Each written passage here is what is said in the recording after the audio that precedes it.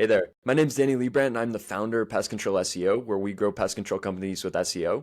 Today, I am with Jeremy Newman, who is a very successful entrepreneur who actually owns Crown Restoration and One Plumber. And last year alone, he did over $7 million across his companies, and now he's getting into real estate. He owns some various other businesses and some other ventures that he's getting into. Maybe we can talk about those later. But very successful entrepreneur, specifically in the home service space.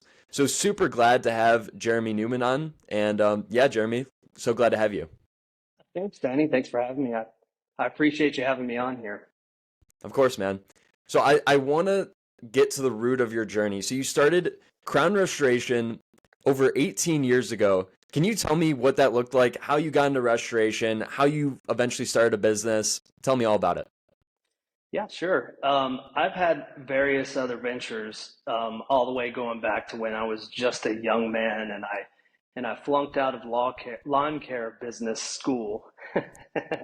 So I've had a few bumps and bruises along the way, and at the time we started thinking about getting into another business that we could run with a small group of people. I was very focused on how I could support my family with possibly just my family.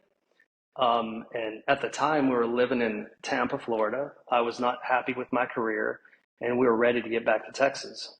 So we started doing some research into different things we could do, and I've always, worked in and around construction and those types of things. And we just kind of fell into the restoration idea.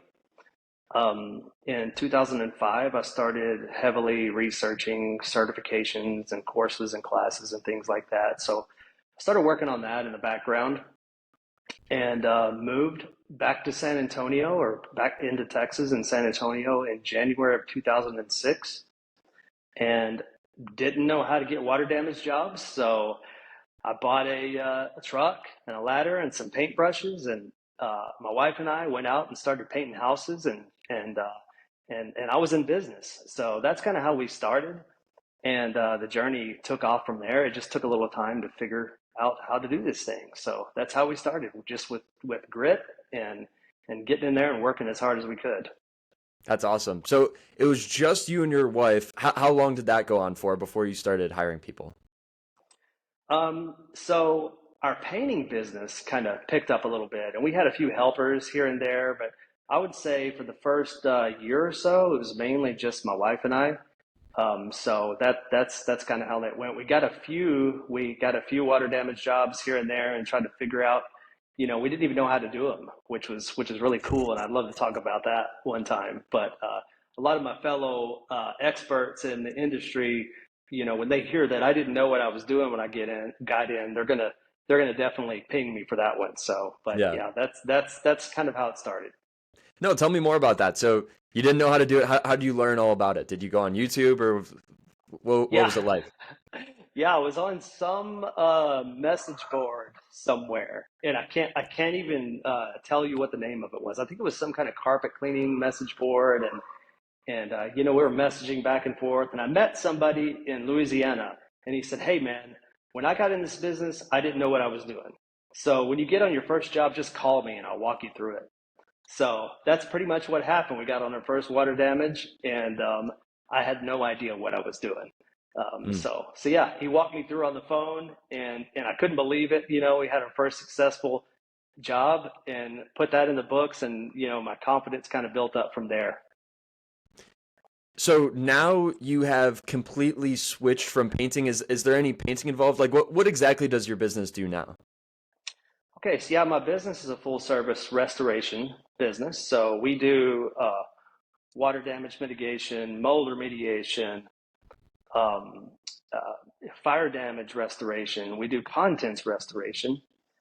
So the contents, basically, if contents need to be manipulated or moved or cleaned or stored, we handle those.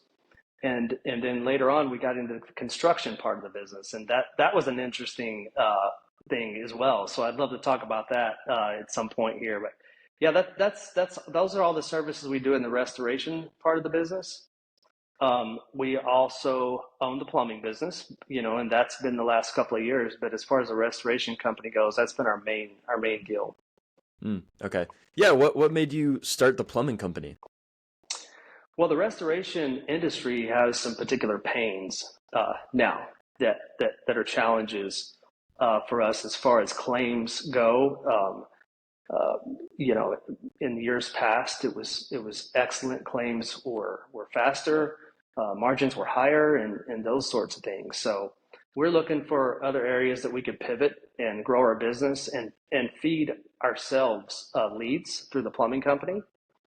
So it's been great. The plumbing company's been really helpful there. Emergency plumbing, especially in the commercial world, is in high demand. So that's kind of our our idea there was to leverage the two businesses to exchange leads. Yeah. Awesome. I want to jump back to the start of Crown Restoration. Was it how difficult was it to start up that business and really scale it? Like now you're doing millions of dollars a year, like totally successful business. Did you have that like kind of in the trenches story? Was it really tough for a long period of time? Yeah, it was really tough. It was really tough. I mean, the main issue that we had is we just didn't know how to get work. We just could not. It was a tough deal. We placed a few ads for paying, and people responded to those ads right away. That went really well, so that was good to give us some income. But as far as the leads on the restoration company to get it going, those were the biggest challenges. The work itself was not the biggest challenge. There are issues with a 24-hour business. I was on call. I gave nobody my phone for about 8 straight years because I was super concerned about every single lead that came in Mhm. the door. So yeah, it was it's been an interesting ride for sure. Yeah. So since the beginning of not knowing how to get leads and customers, or at least, not being too savvy in it, what do you now know about lead generation and getting tons of customers to your business? Yeah, so lead generation, what we kind of tapped into in those days is we figured out how to get leads from plumbers. So that was our primary lead source. When there's a water damage, usually, or a toilet overflows, or there's a leaking pipe, typically the first person that is called is a plumber. And so building relationships with plumbers that gave us referrals really was kind of the pivot point of our business. That's awesome. And did you try any other lead generation strategies? I know most people are trying Facebook ads, SEO, Google ads. Did you have any other lead generation strategies that worked or maybe like totally failed? Yeah, I mean, I was so clueless about internet marketing, digital marketing. I had no idea. And there were a couple of third-party companies that, had their own lead generation, and we paid per lead for a long time. And those, were hit and miss. That was pretty tough back in the day when you're paying $500 for a lead, and some of the leads that come through are total junk, and you're fighting those situations to make sure you convert or disputing those leads and those types of things. So yeah, that was a challenge for us because we just did not understand the digital space and how to capitalize on that. So we focused on plumbers and later on other person to person referral based business. Okay, awesome. So I want to learn more about these kind of partnerships that you were building. So did you partner with several plumbers, and what kind of did that interaction look like? Like I'll give you business, you give me business. Did you give them money per lead, or what was kind of the value transaction there? Yeah, the value transaction is that plumbers have a pain point as well, and that pain point is every once in a while they do a whoopsie. Something will happen, and they'll drop a water heater through the attic, or they'll drop a water heater goes tumbling down some stairs with carpet on it, or Yeah. a warranty issue. They'll install a under the sink water softener or something like that, and it bursts. So Mm, their pain there is claims, expense. So we kind of developed then, and I wouldn't say we developed all of it. A lot of it we along the way we've taken from here and there and things that we've heard. But the value proposition there is if you call me, if you call me when you have a water damage or you create a water damage, I'm going to show up within an hour. I'm going to make you look like a hero to your Mm. customer. So that's what we did. That gives us the permission to play with the owners. And so that gives them motivation to send the leads or give their plumbers permission to send leads to us.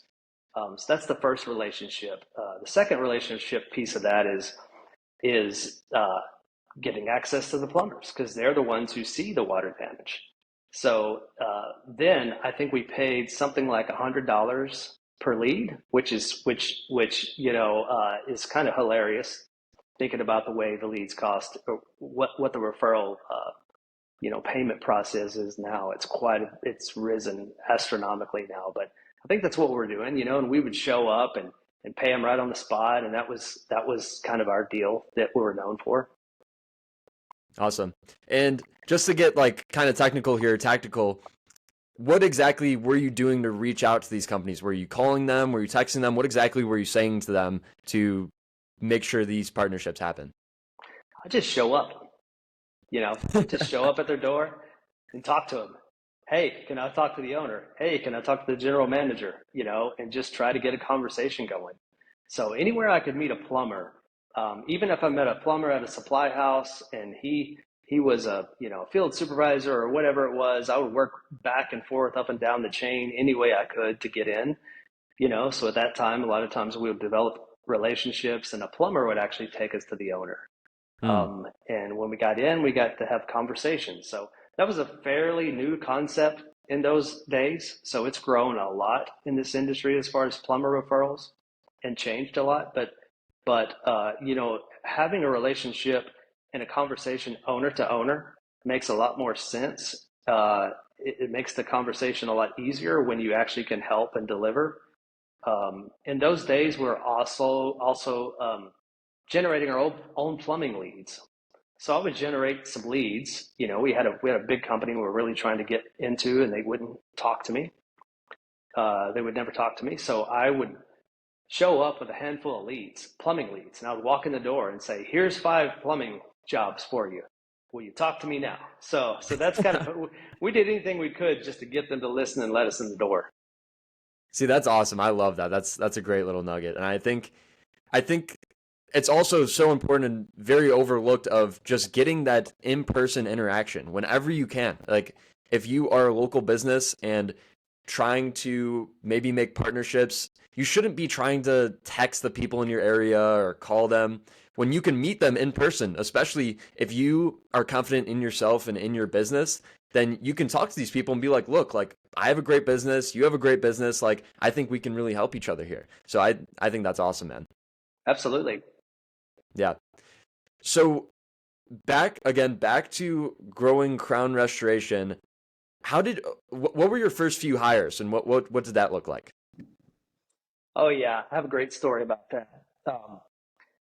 I showed up, bought a bunch of used equipment, from a guy that was, trying to get out of the business. He had a bunch of junky equipment. I bought it for nothing because he was desperate.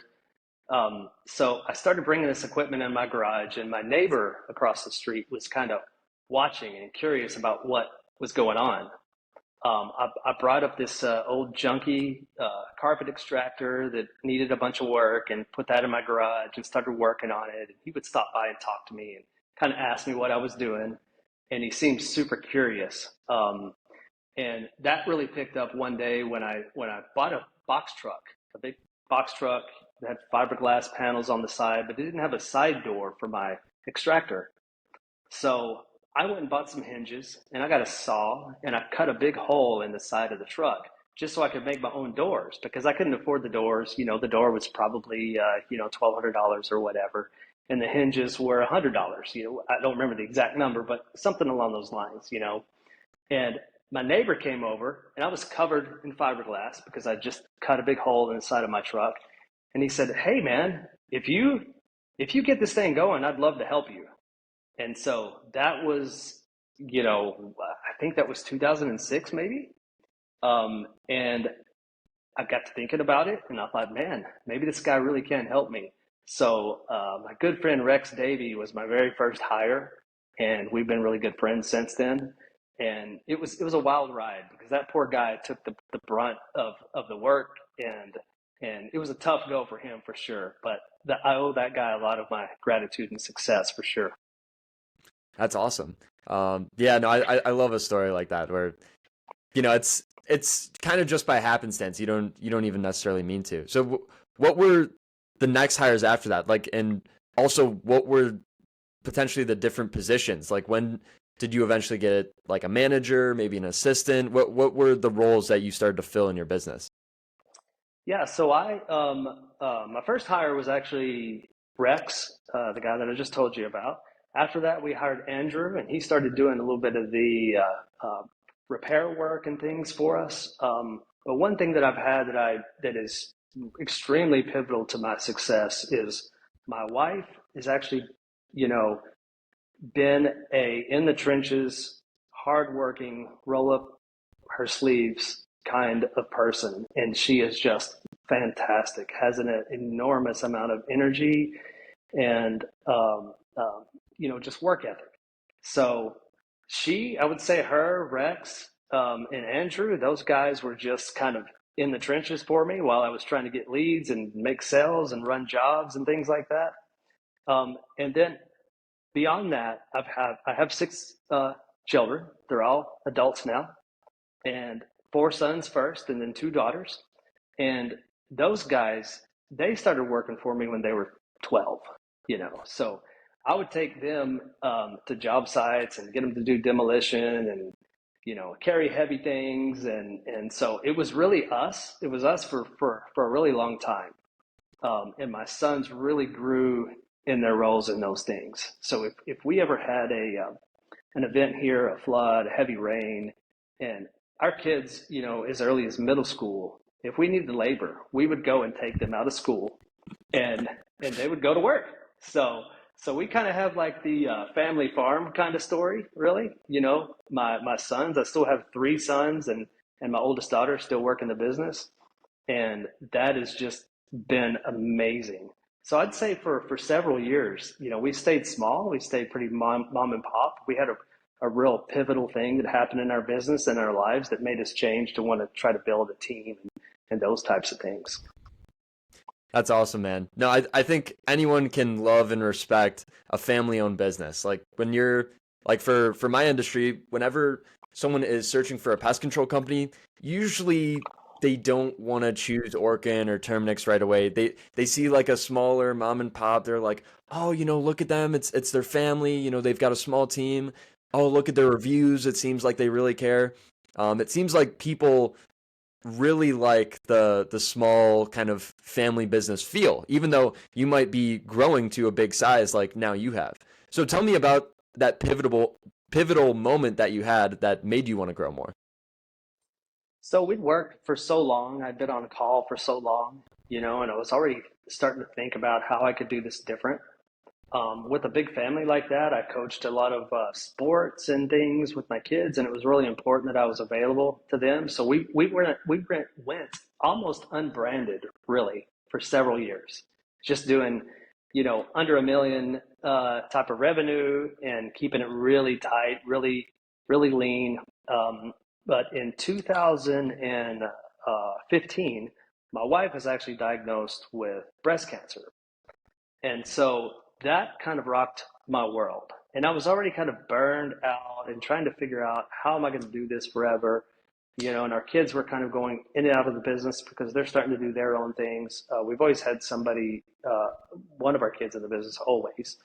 But, they were exploring other opportunities and going through that situation. My wife and I have been together since she was 17 and I was 18. So it was tough. It was really tough for me to try to figure out, okay, how am I going to get through this? How I'm going to take care of her and those types of things. So it was really devastating for us. My wife, she's way tougher than me. She's the one who had cancer, but I was the one that was that was taking it the hardest.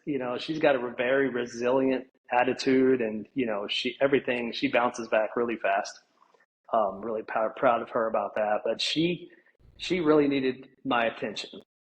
And Mm. so I kind of put the business on autopilot for some months while I was trying to figure out what to do next. We made it through all of those things.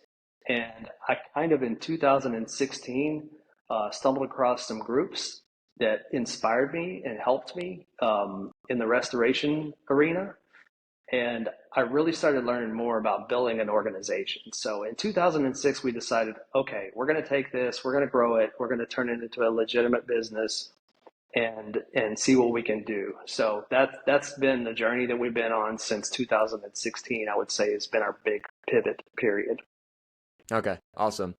And can you tell me specifically like what you learned or maybe saw in these groups that made you think, or whatever you saw that made you think, okay, this is possible. Okay, I'm going to go for this from those groups, or maybe, maybe whatever you saw online. Yeah, really. I mean, I lived in my own little cocoon, my own little world, and I did the best that I could with the knowledge that I had. And, we always worked really hard, but there were just things I didn't know. I didn't really know how to grow a business and have an organization and have a manager and learn how to give up a little bit of control of different things and and take what I have and pass it to somebody else and train and teach them. So those are the main things. It's just how do you build an organization, and how can you get from point A to point B without adding more people and multiplying your value. I've always been pretty OCD about my work and very specific about the way that I want it done, but I learned that I was the bottleneck. I was the Mm. problem. And I met a gentleman that really just spoke directly to my heart, and I would say it was a very life changing for me. And he asked me a very simple question. He was helping me, coaching me, and we're on a phone call, and he asked me. He said, "Hey, are you willing to change? Are you willing to change?" And the question just almost knocked me out of my chair because it's hard to explain, but it just hit me right in the heart, and I realized, oh, I'm the problem. I'm Mm. in the way. And I think that a lot of business owners get to that point, maybe sooner than me. Maybe I'm a slow learner, but yeah, that was the biggest thing there is when I realized that I was in the way because I was trying to control every little bit of my business because I was so concerned about making everything exactly perfect and precise.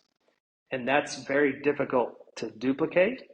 And so you have to focus on the things that you're really good at or what your business does that's really, really good or what you excel at. And let 80% good be good enough. And so I would say that has been the biggest learning process for me. Awesome. So now you have built an organization. You have actually two big businesses. What have been the steps of building it from like almost a non-existent brand? You were just, running the business essentially with your family, maybe a few workers. What were the steps to taking that and scaling it to a multi-million dollar business? Well, we started developing business development strategies. I went to tons of conferences. I had consultants in my life. It's taken a lot to get through to me. So, I've just hired a lot of experts, had a lot of input, read some amazing books, opened up myself to coaching. And so that was kind of the catalyst. The specifics of it is really like creating clarity, creating culture, creating vision, and understanding how to communicate that vision, Mm. understanding how to deliver exactly, to clarify exactly who we want to be and where we want to go, and get an organization to buy into what you're doing and make that clear.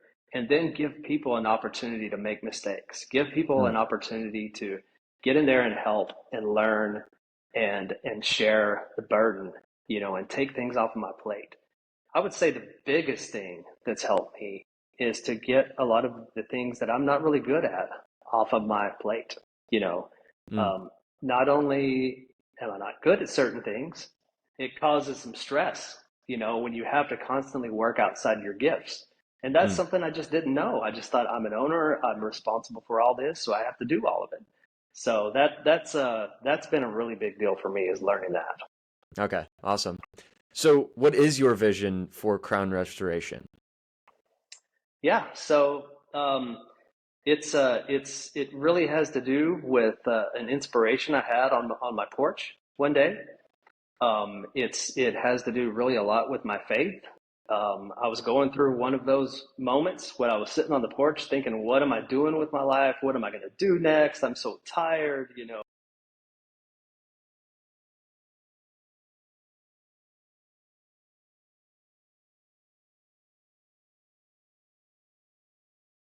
have all these burdens on top of me. And so just trying to figure out, really praying, God, what do you want me to do?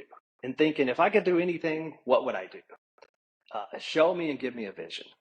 And really, I really did get some powerful clarity about that and what my life was to be about and what, I felt was important for me to move forward and do the best that I can. And really, that it has to do with being an inspiration to my family. I pictured myself, had a very clear, not to get too mystical or anything, but I had a very clear understanding about what I was going to do next. And that was, Mm.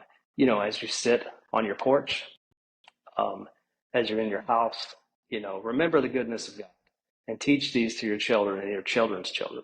So I had this idea of a porch, you know, me sitting around my porch and teaching everything that I know to my children and my children's children. And it was just so clear to me about what to do next and how my life was going to go next. And so that was great. I bought some acreage. I built, these crazy things that we have here in Texas or around the South. I built a barndominium. So I have this big barn, and there's a house inside the barn, and I have got about 3,000 square feet of porches. And the reason why I have 3,000 square feet of porches is because of a particular scripture in Deuteronomy.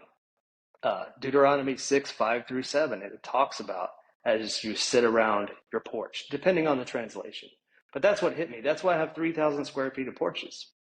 So, I have a more digestible understanding of that, but our core values are attitude, um, heart, urgency, and grit. Our vision, our core focus is we inspire people towards passion and excellence in the service of others. And really, that's just a real condensed version of what Deuteronomy 6, 5 through 7 is about. So yeah, that's really it. That's the vision. How do I do that? And how do I inspire as many people around me towards passion and excellence as we serve other people? And if I'm not doing that, then I really don't want to do this, honestly. So, Mm. so yeah, that's my vision as far as the more cultural piece of our company. Um, and I've got a lot more vision just on the business side of it, but really that's the purpose. That's why I get up every day. If I don't have an opportunity to see other people go up with us, then again, I don't want to do this. I'm in it Yeah. for that. That's what gives me energy, Mm. So Yeah. when I get tired, recently my oldest daughter graduated from college and she's joined the business part time. She graduated, and Sunday is actually her first day. So we're going on a business trip together, and my energy goes through the roof because that's where I get my energy from. I don't get energy from Mm. sucking water out of houses. I don't get energy out of cleaning up sewage water. I get energy and inspiration from that. So that's Yeah. what I'm in it for. Totally, 100%. That's so awesome, man. I feel like you really have the perfect come up story. You met your wife when you guys were teenagers. Big family. You guys started off small, scaled it the right way. Nothing sketchy going on. You're reaching out to people in the area. I really feel like you have an awesome come up story, which is why I'm so glad to have you on the interview. And I myself, I'm Christian as well. I've had several of those epiphanies of even just becoming Christian and what business should I start and what venture I should get into. So God has been a huge has played a huge role in my life as well. So I love to hear that. Could you tell me more about when you first, you're Christian, right? Yes. When did you first become Christian, and what has been your journey of Christianity? Did you ever lose faith? What is your relationship with God with right now? Tell me all about it. Yeah. Yeah, that's a great story. Um, yeah, so I come from a very rough background. You know, I had a lot of issues in the house. I had a lot of early on in my life, I had major substance abuse issues all around me and in my life and in my family, and so a lot of tough things happened. I got in a lot of trouble when I was a young man, and I was 17 years old, and had to go learn my lesson somewhere. That I was there for several months, and while I was there, I met a gentleman. His name is John David Brown, and for some reason, he took me from where I was and took me to the front office one evening and asked me to help him. And so I was helping him, put together some papers. You know, he printed out a bunch of papers, and I was putting them all together for him and stapling them together. Just a simple task. And I was getting really frustrated, you know, just with the task. And he put his arm around me and he said, "Hey, you're going to be okay, and I believe in you." And, to be honest, nobody had ever said anything like that to me before. And so it just sparked something in me. You know, I've had several pivotal moments like that in my life, but that was very pivotal. And he was actually my counselor in that place, and he had a picture of Jesus on the wall, and he would talk about things, of God, and that was fine, and I was good with all that. But when he really talked about Jesus, that made me very uncomfortable. That's a whole other level, That's a whole other, God is fine, but this Jesus thing, that's a bit much. So he really befriended me and became like a father figure to me. Um, when I when I completed my program there, I actually contacted him outside of the program, which is not really something that he was professionally allowed to do. But he kind of took me in a way that was amazing, and I actually moved pretty close to him and spent evenings over there playing cards and eating food and just mentoring me. And he spent a couple of years just being my friend um, before I actually accepted Christ. And so that happened when I was 19 years old. And I realized that I'd worked so hard for 2 years to improve my life, but there was still some things really missing.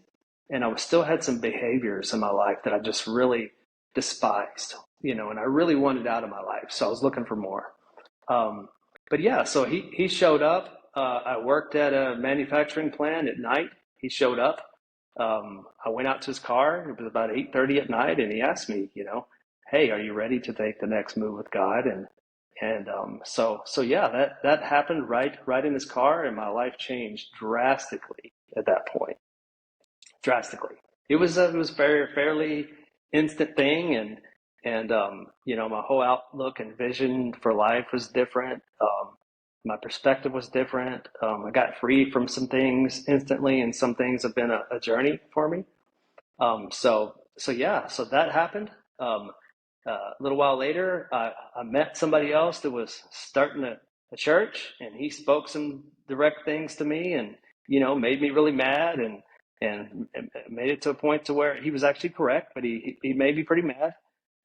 You know, a young man with a hard head doesn't always want to hear the things that you need to hear, but he spoke to me, and and and we just got really close. He had just started a church. We were his first recruits, and we jumped right into lay ministry immediately. And so that's been a constant thing in my life since then. I've had some different lay ministry things that I've done over the years, and I'm currently involved in a church now where we lead a couple of groups and things. So yeah, it's been a big thing. My faith has been really is what has sustained me and kept me going and kept me focused all throughout the year. That's awesome. That's awesome, man. I've kind of a similar story. Like I think you were 19. I was actually 19, so that's pretty crazy. Where I found God and then cried. So absolutely love it, man. And yeah, it's completely changed my life as well. Um, I'd like to hear more about late ministry. I don't know exactly what that is. Tell me more about it and what exactly it entails. So basically, lay ministry is more, you're doing ministry type work, but you're not officially a minister. You don't get paid. That's not your profession. So we're involved in all types of groups and, substance abuse groups or, you know, just things that need structure and leadership, men's groups, helps ministry, which is more like ushering and things like that. So that type of stuff, care ministry, where we went to hospitals and prayed for people, and just those types of one-on-one touches that are needed just from the body of Christ. So yeah, so that's it. I mean, all kinds of anything you could imagine, from mowing the yard at the church to being the bodyguard for the pastor when he went into dangerous situations. Just kind of all sorts of things, whatever was needed. But a lot of it really for us is involved groups and small groups. We love that type of stuff. We still do that to this day. We just finished a semester of leading a marriage group, and I love that stuff. So the small groups is really our biggest thing. That's awesome, man. Well, to get back onto business, you trailed off a little bit there. I do like to more so business here. So you started Plumber Tom about, what was it, 3 years ago? Yes, 2021. Okay. See what that looked like starting that. Was it easier because you've already started a business before, and did you scale it fairly quickly? Yeah, so we doubled our business for the first 3 years. So yeah, we did scale it pretty quick. The business is a really great bolt on for the restoration industry. It's another great. There's so much synergy between the two businesses. There's a lot of leads generated for each business that you pass back and forth. So yeah, so we got into that and kind of learned about it. We thought it was going to be easier than it actually was. But there's challenges with that. The plumbing business is great. I love the plumbing business. I really, really do. It's very transactional, and it's you do the work and you get paid, where restoration is quite a bit more different in how you get paid. And there's a lot of nuances and complexities there that make it a little bit more challenging on the operations side. But the plumbing business is much more streamlined and simple on the operations side. Okay. Okay. The challenge we had there getting a plumbing business going is, in a rapidly growing area, how do you recruit and keep plumbers? So that was our biggest challenge that we've had to overcome. Okay. So in regular fashion, like I've done all along, when you have a hard time getting plumbers, you just make your own. And we did that. With what my oldest son is now a plumber in one of the businesses, and not much has changed since he was 12, and now he's 32. That's awesome. And I just want to get clear here, kind of maybe some tactical advice. You grew 2x every single year. What would you mainly accredit that to? Would you say that's mainly from the Russian company and getting leads from that, or how were you growing so fast? We just hit the streets, the old-fashioned style. We hired some business development reps, and we went out and knocked doors. As far as we're very interested in getting into more commercial restoration, because that's larger claims, a little bit easier to process. You're dealing with a more professional level, usually insurance adjuster. So there's some good things about that. But as far as growing a restoration business in the commercial world, the pathway is very long. So you go around and drop donuts and say, "Don't forget us, don't forget us, don't forget us." If something happens, don't forget us, and you have to stay top of mind. And there's a lot of other people doing that. With the plumbing business, you walk in and say, "We're an emergency-based plumber. we'll be here within an hour if you call us. And you just turn around and walk out, and they go, wait, wait, wait, stop. We want to talk. So that's really, it's kind of a really great door opener for us, and it starts the conversation really well and gets us into those prospects. So I think the the plumbing business is about 70% commercial and about 30% residential, where my restoration business is the exact opposite. So we're working to bring those numbers to about 50-50 across all of our businesses. But yeah, it really just the same. Not much from what I've done since 2006.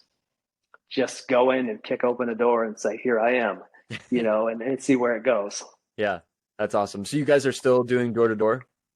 We sure are. Yep. Awesome.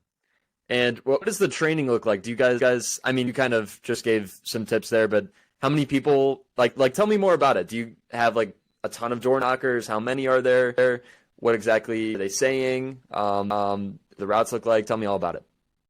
Yeah. So our we have 2 business development reps and a sales manager that manages those guys. And he also manages some other marketing efforts that we have. We serve about 2.7 million people. So we just made it really simple, divided the city up and right down the middle. And so, yeah, the pains, it's really about finding pains and problems and providing solutions. What are the pains and problems? It's not really about vomiting what you do. It's about finding out what people's needs are. And when you find out what people's needs are, then you don't really sell. You just provide solutions. So if you ask what a problem is and you're told what the problem is, and you ask the question, if we can provide a solution for your problem, would you give us a shot? That's it. It's very simple. Obviously it's a lot of hard work for sure. There are some complexities to it, but really when you get down to it, that's really all you're doing. And if you focus on that and you provide solutions for people's problems, then you're making sales. And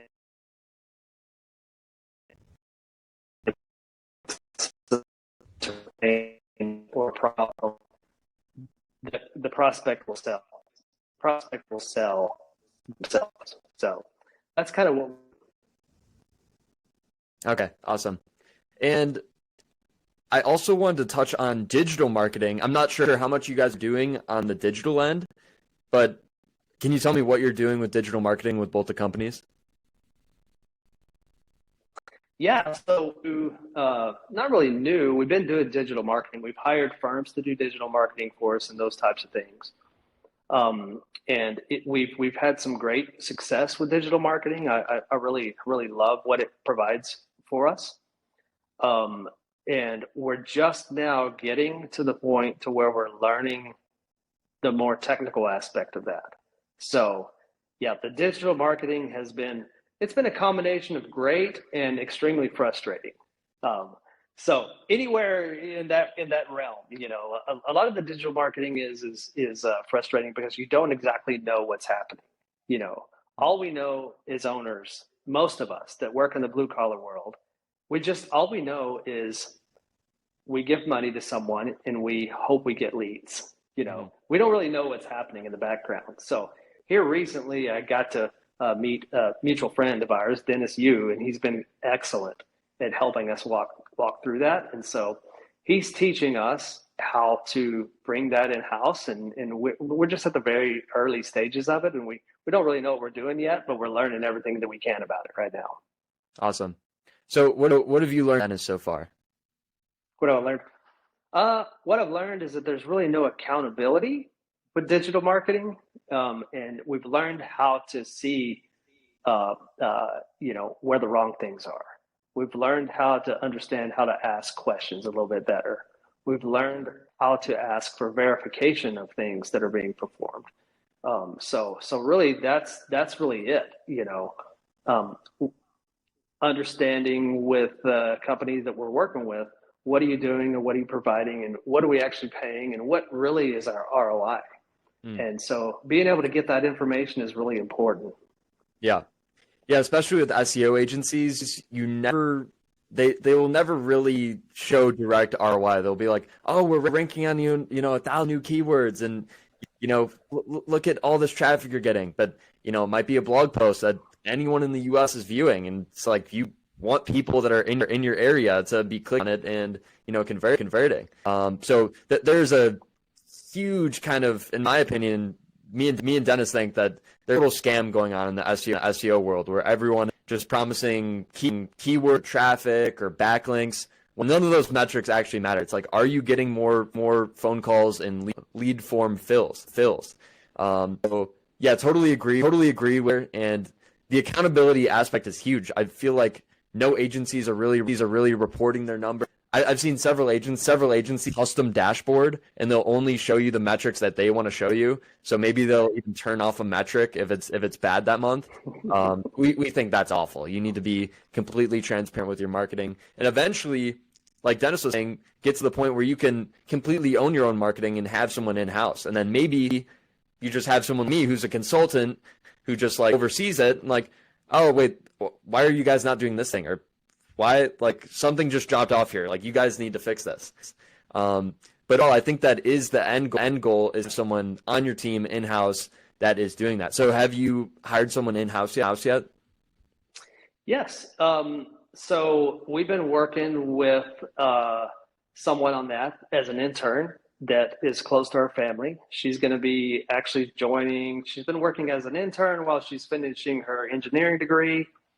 She's completed that. She's got a couple of weeks to get here, but she is fully in Dennis's training program, and she's been doing that. So she'll be here soon, and I'm sure she'll get a whole lot of questions and a lot of inquiry and energy from me, because I tend to be kind of a little bit hyperactive when it comes to my leads. Yeah, and you should be. Something I definitely wanted to touch on before we finished up. You're talking about getting into construction earlier. Can you tell me more about that? Yeah, that's actually a funny story.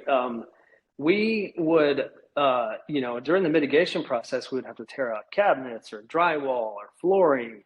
And, we were there just for the mitigation. That's what we're there for. But what we noticed is people just assumed that we're going to do the rest of the work. So people would ask us, hey, when are you going to start installing the floors? And after hearing that about 4 or 5 times, my answer was, we'll start next week. That's great. So then I became a contractor, so that's been great. That's been great. It's been a great addition, to what we do and everything. It's more complex. There's some headaches with it that come along, but it's a lot of fun to give somebody a better product than what they had before they had an emergency. The customers didn't sign up for that. They didn't plan for that. It's not the same as someone planned to remodel their kitchen or their bathroom or any part of their house. This was an emergency that they weren't expecting. So, you have that customer interaction where you have to walk them through the whole steps, and you have to do the one thing that I think a lot of us like to do, which I like to do. The thing I like to do is I like to be the hero, right? There to save the day. So that gives me a little boost of energy to be able to take somebody from emergency to a better house than they had before. So that's pretty exciting. Yeah, no, that's awesome. And I think that's a great angle to come at it, where you already delivered a great service, already trust you. So why would you not do more work for them? Like, they want to work with someone they already trust. They've already seen your face, or maybe a technician or whoever it is. They already trust your company, and especially in this home service space, these are like pretty serious jobs. Like, you don't want someone to mess up your flooring. You don't want someone to mess up your roofing or garage or whatever it is. So to have a company that you trust, even if maybe you're contracting it out to maybe other companies or whoever it is, at least now that you are kind of behind it and they trust you to make sure that it's done right. That's right. Yeah, that's what we've used that as a strategy, and we've expanded into full service when we started just drying out homes, and now we do everything related to that, and plus other add-on services. And you've already won the customer, you've already paid for the lead, you've already worked really hard to build a business. So while you're there, why don't you make the most value out of the situation? So That's kind of Yeah. our, specialty, is making sure that we make the best out of every opportunity and solve as many pains as we can. Awesome. Yeah, no, that's great. Something I wanted to ask you about is actually I forgot what it was. When you guys, okay, so when leads are coming in, what is the process? So are you still picking up the phone, or who's picking up the phone? How are you convincing them? Tell me about like your whole kind of funnel that you have. Yeah. So leads come into our call center. Our call center has dispatchers for plumbing. It has coordinators for the restoration sides,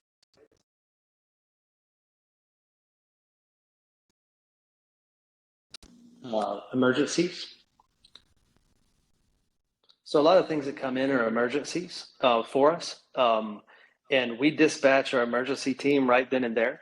So if a plumbing call comes in and it's emergency, and the first question they ask them, well, they ask them about their issue, what's going on.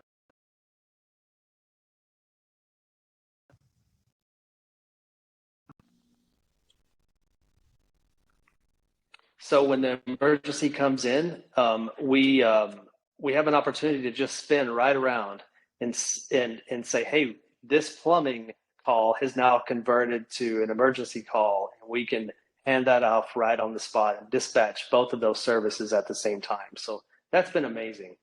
We have water techs that respond to emergencies within an hour, and they perform their tasks there, do the emergency part of the business. And then we have a field supervisor that follows up within 24 hours of every single call that comes in. And he kind of scrapes off everything else that's there. So he looks for the opportunities. Are there contents? Is there plumbing? Is there environmental? Is there, reconstruction opportunities? So he onboards the customer completely and, signs all of those opportunities and moves those back to operations, and operations will start, working through the claim and figuring out schedules and those types of things. So that gets passed from, it would be uncommon for a plumbing call to get passed to a mitigation call, and a mitigation call get passed to a contents restoration and an environmental call, and then to our construction team all the way to completion. So that's kind of how our cycle works, and it's pretty cool to see the machine work. Yeah, no, that's awesome. So most of your leads are from emergency calls. Is there a problem with that? Like, I don't know, maybe people, I don't know, wake at that time, or is there any problems with the emergency? Uh, uh, Sorry, ask that question one more time. So your leads are coming from emergency calls, right? Mm-hmm. Is there a problem with that on your end? Like, Oh yeah, tell me about that. yeah. So in this business, urgency is everything. So everybody is ready all of the time. We do a lot of planning. We do a lot of making sure we have resources available, on the front end. But when the call comes in, we have to be ready to spring into action immediately. So there's definitely challenges for that. And we had kind of a dream with that. One thing that I never understood in the restoration world is, why is it that we have guys that are in hazardous situations, that are all that are working late nights, that are getting exposed to dangers and dealing with a lot of different things. One thing that bothered me about the industry is that the opportunity to grow was not equal to that of, like, say, a plumber, electrician, or an HVAC technician that's in his own truck. So we started kind of building more professionalism and opportunities for that person to have the same earning potential as say a plumber on a truck. And so that's kind of how we solved the issue of churning through a bunch of guys that were always ready to be on call. So yeah, there's definitely a challenge on the emergency side, because we've got the phone. We have a live person that answers the phone all the time. We have on-call rotations, and so you have to find a special kind of person that's ready to go at all times. It's not easy to find that person.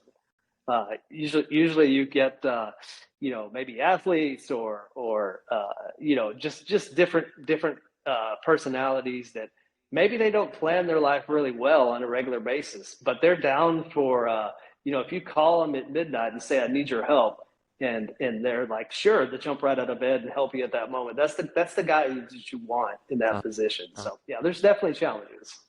And did that used to be your position? Were you on call 24/7? Oh yeah. Oh yeah. Yep.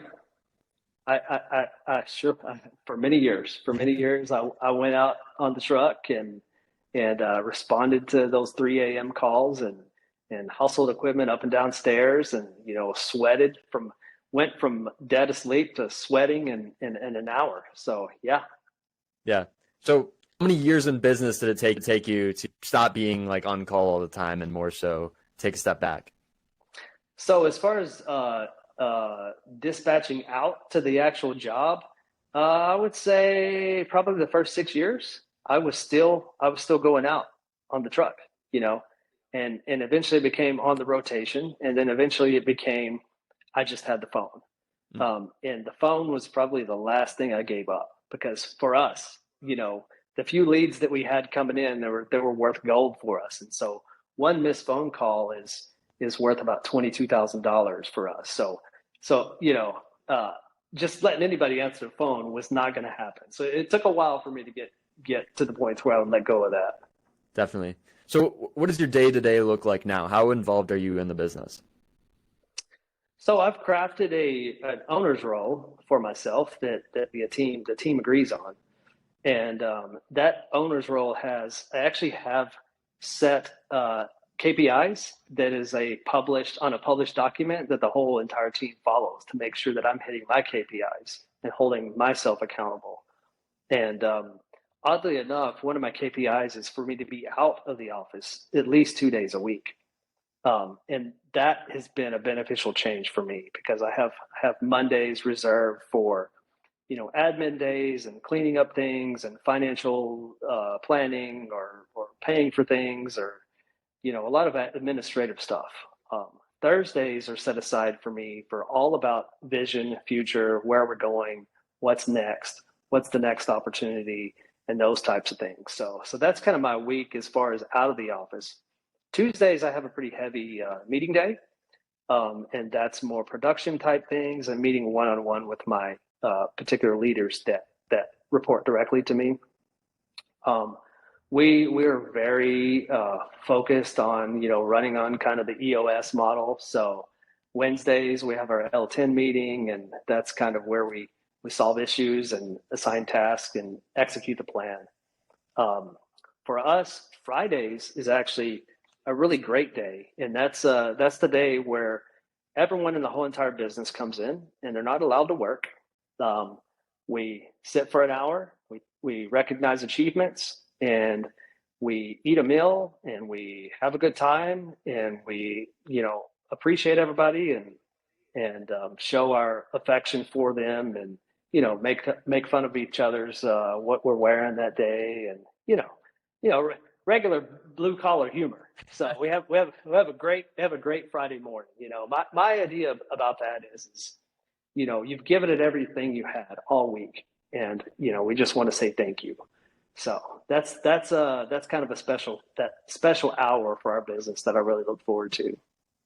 That's so cool, man. It seems like you really have a company culture. Like it sounds like it'd actually be a good time working at your company. We have a good time. We work really hard and we laugh really hard. Yeah, that's awesome. And just so I'm clear on it, are both companies kind of merged? Like, do you have people that are working in, let's say one person is working in both companies? Are they like together, or are they separate? So they're separate entities, but they're operated under the same roof. We do have some shared staff, a few people, sales staff and accounting staff is shared.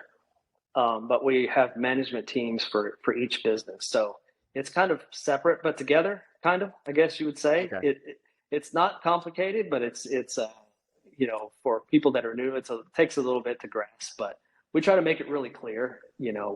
We actually have our accountability chart and each role in detail posted on the wall. So anybody could pull out something from that, a role, and read exactly what somebody does in the business. So we try to make it really clear for that purpose, so nobody is confused.